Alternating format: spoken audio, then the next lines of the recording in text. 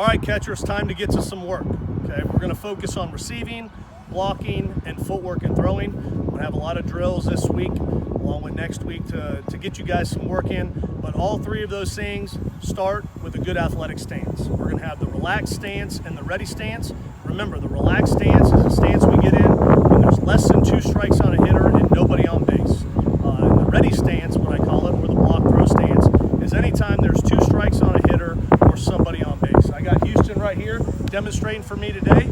So he's going to start with the relaxed stance. Once again, less than 2 strikes on a hitter, nobody on base. His bare hand's going to be behind his body, okay, protected from a foul tip. His left knee is on the ground, okay? That way his left knee is not in the way of his glove hand receiving a pitch down and into a right-handed batter. Remember, you don't have to do it this way, but this is a stance I recommend to get in a nice, low, comfortable position with your left knee out of the way. Notice his elbow is below his wrist, his target is up, and his target is below the knees. Okay, we want our glove a slight bit below a low strike to a pitcher. Okay. All right, perfect, Hugh. Now let's talk about the ready stance. This is when there's 2 strikes on a hitter or somebody on base. We have to be athletic and be able to block and throw.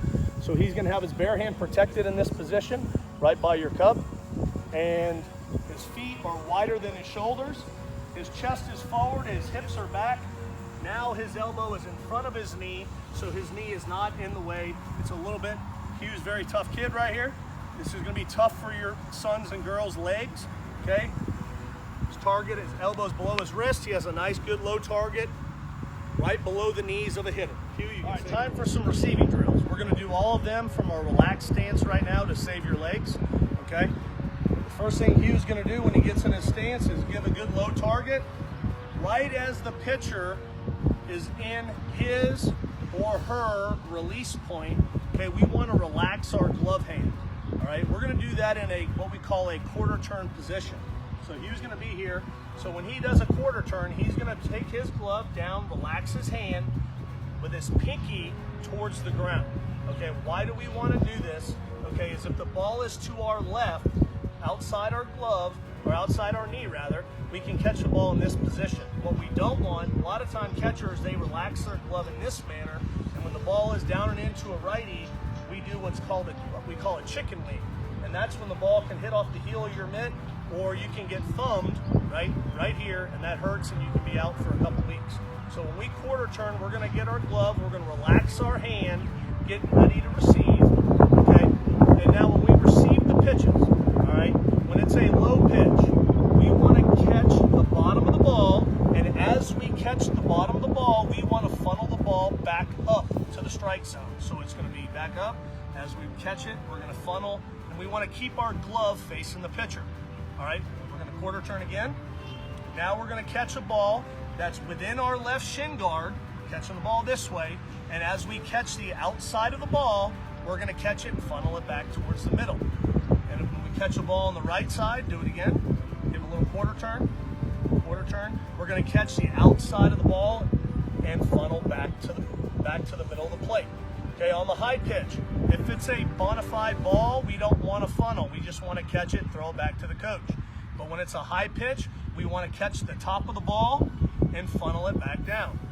All right, so now we've talked about the low pitch, the strike to our left, the strike to our right, and the high pitch. So let's see how Hugh does right here on funneling some balls. Remember, right as the pitcher goes to release the ball, that's when the catcher does his quarter turn.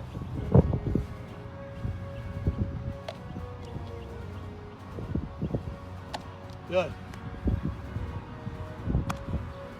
We're going to funnel. We're going to try not to jerk and yank the ball back. Perfect.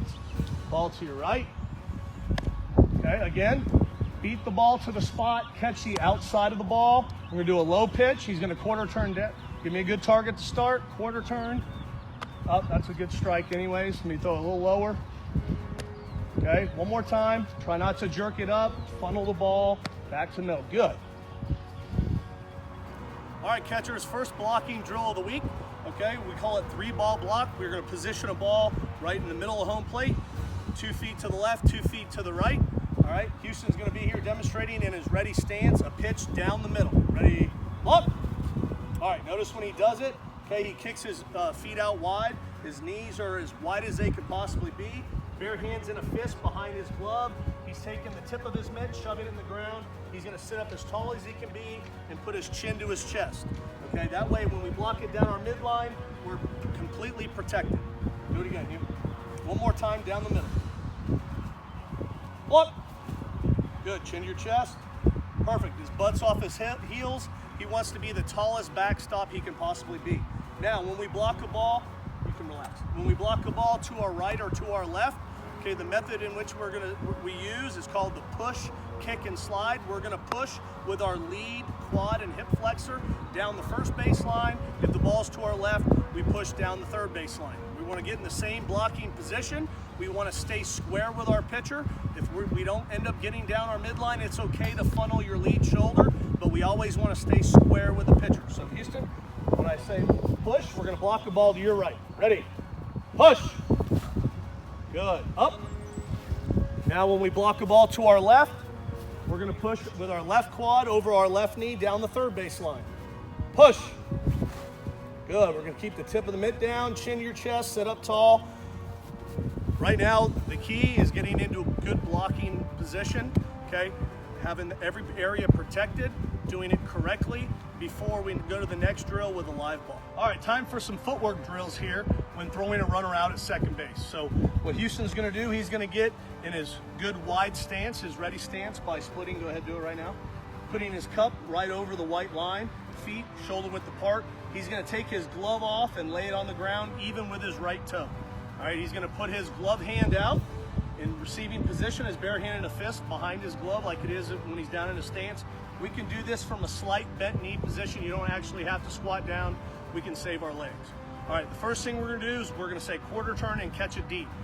Unless the pitch is a low pitch, we wanna catch the ball as deep as possible to shorten our transfer, as well as not being out on our front foot when we go to throw a ball with our hand not being in a good position yet. So we want to learn to catch a ball as deep as we can when a runner's trying to steal the base. So we're going to say quarter turn, catch it deep. So as he catches the ball, now is the time, okay, we're going to make the transfer. So in this drill, we're going to clap. We're going to clap like we're praying because we're going to turn our mitt and we're going to think attack the ball with your bare hand. We want to pull the ball out of your mitt. We don't want to yank our glove up to our ear and over-rotate our body and then we have to re-break. We want to turn our mitt and attack the ball with your bare hand as you do your footwork, which we're going to talk about in a second. With our transfer, we're going to lead our elbow back as our glove goes out, and we're going to take our wrist and face it upwards, okay, in this position. So when we get ready to throw, we want our elbow bent, level with our shoulder, and our hand facing sideways, okay? With our footwork, your right foot should come underneath your body, slightly forward with your momentum going forward. And when you finish, your toes should be splitting the white line. So let's watch Houston do this. Target, quarter turn, catch it deep, go. Notice his feet are splitting the white line, his gloves out, his elbows bent, hands up, his eyes are looking right down his target, and his right foot is slightly in front of his glove, okay, in a perfect position. All right, now that we talked about second base, now we're gonna talk about footwork and throwing somebody out at third base.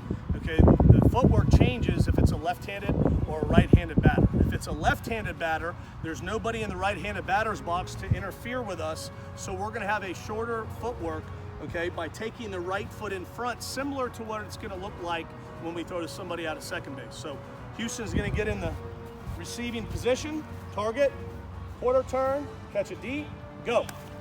Notice his right foot is on the white line, slightly in front of the glove that we placed over there. Now his body's angled towards third base in a good throwing position. Okay, let's do it again. Now, we're gonna do it with a right-handed batter. Obviously, when there's a right-handed batter, we can't go through the hitter. He has the right to the batter's box. So now what we do what's called a drop step. Your right foot gets all the way behind your left heel. You're gonna bend your knee, chest over your toes, and drive your weight to third base. So let's try it again, Hugh. This time the glove doesn't matter because we're drop stepping, we're taking a bigger first step. Quarter turn, catch it deep, drop step. Good, one more time. Target, quarter turn, catch it deep, drop step.